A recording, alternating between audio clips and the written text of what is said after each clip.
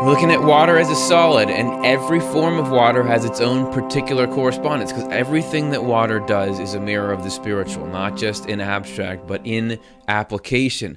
And what we want to do is focus here on snow, no offense, ice, as our solid form. And what we got to do first is, if we're going to look for what's the spiritual meaning, what's snow telling us about the way that our mind works, we got to remember snow. Just in case you guys don't have any out in your yard right now, what is snow, and what does it feel like, and how does it act? So here's a little montage to remind you that, you know what, snow is fun, and snow is beautiful, and it can be a really, really nice enhancement to life. So here is a little bit of snow.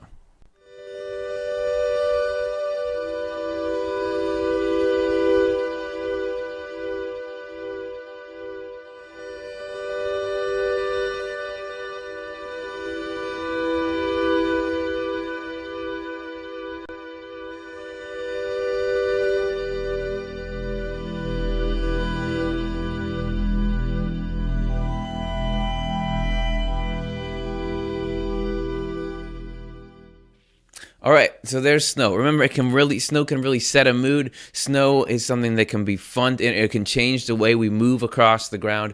It's cool, or it's pun intended. Snow can be a very fun thing, and that's everything about it tells us something about what it means, right? So that's giving us a little bit of information. Another is snow's complexity, because snow is a form of water, right? And water corresponds to truth. And Swedenborg says that truth is infinitely complex. And you think about snowflakes and the way that they are. Every single one, you've all heard this, every snowflake is unique. Well, Swedenborg says, so are each individual truth. This is Spiritual Experiences, 1935.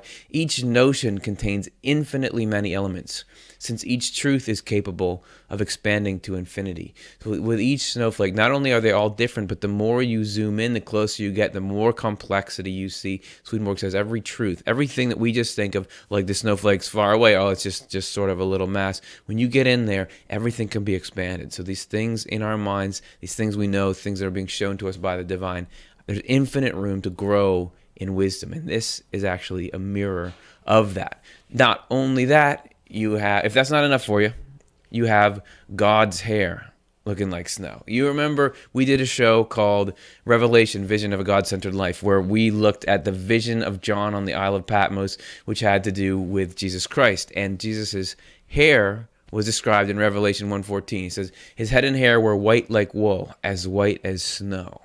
Why is snow in there? Is that just in case the reader doesn't really know what something really white looks like? Like snow. Oh, right. No, every detail has meaning. And Swedenborg has commentary on why Jesus' hair is compared to snow in Apocalypse Revealed, number 47. The head and hair are described as being like wool and like snow, because wool symbolizes goodness and outmost expressions. And, okay, so forget, we're not talking about wool. And snow symbolizes truth in outward expressions. So now we're really starting to hone in on what is snow, that it's different than the rest of truth, the rest of water. This is truth in outward expressions. These are sort of the more peripheral truths that we have, and sort of our initial encounter with ideas before we've really broken them in and used them. Another clue is that snow, if you look at it in this world, is a protector. It's actually able to insulate. It's a great insulator when the temperature is really cold. Little shoots and plants actually do better when there's snow cover, when the spring rolls around, because snow keeps everything from getting as cold as the air above it. You've all seen kids' books. Well, it's true. Little animals burrow down under the snow. Some make tunnels in the snow. Snow can actually protect these little things that are alive. And just so happens that's truth's role as well. This is Apocalypse Revealed 764. Swedenborg says, goodness without truth lacks protection, for it is truth that protects goodness. And those little living things are the symbol of goodness, and this truth, the snow, is a symbol, or is the protector of them. So what does that mean? What is that? You're talking in abstract expressions, Curtis. What does that mean? Well, a couple of things.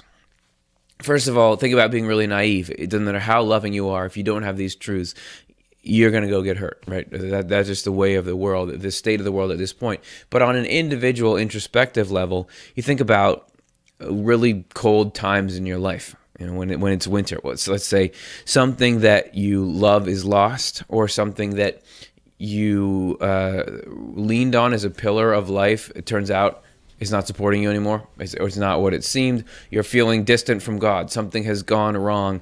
Your principles aren't your feelings aren't there like they used to be. Something of winter. Isn't it concepts that get us through that when the feelings aren't there? Like, I remember, even though this is like this, I know intellectually it's going to get better, even if it doesn't seem like it ever will. Or I do know that I believe in some kind of higher principle, even though it doesn't feel like it now. It's often those things that keep us, one, sustained in hope, and two, keep us from making bad decisions when we go down, right? Wait, this is not good in the long run. Keeps us from making rash indulgences there. So in that way, that snow, those outer concepts in our mind, is protecting us there, right? However, so snow is cool, it's helpful, but there's a problem with snow. And it has to do with this seed, and I'm going to show you it as soon as my delivery gets here. That's it. Hello? Yeah, no, we're in here. Great. Thanks very much. All right, sorry guys. I've got to open this up. Oh, yeah. See that? That's snow. Yeah, we saved that. It's not snowy outside here. Here's the problem.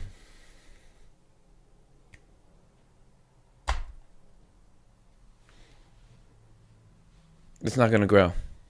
It's too cold. There, aren't you glad you tuned in? You learn amazing things. It's too cold. Doesn't even matter if there was soil in there. Nothing grows in that state. Things can be protected, things can be fun, but nothing truly alive is going to sprout and germinate there. For that, you need some warmth. And Swedenborg talks about the importance of adding warmth, which is, on the spiritual side, is love, in New Jerusalem, number 114. We can form some image of the relationship between good actions that come from caring and the truth that belongs to religious faith if we think in terms of the warmth and light of the sun. When the light that radiates from the sun is joined to warmth, as in the case in spring and summer, then everything on earth sprouts and blossoms. When there is no warmth in the light, though, as in the case of winter, then everything on earth becomes dormant and dies. The truth that belongs to religious faith is spiritual light, and the love is spiritual warmth. This makes it possible for us to form some image of what people in the church are like when faith is joined to caring in them. They are just like a garden paradise. Their image, though, when faith is not joined to caring in them, is like that of a desert or a land buried in snow. So snow can have a positive or a negative symbolism, like everything, that it can be this fun, protective thing, but also it's cold. Things don't grow in it. And he says that specifically, if you've got these religious ideas, but you don't got love, you're a frozen field.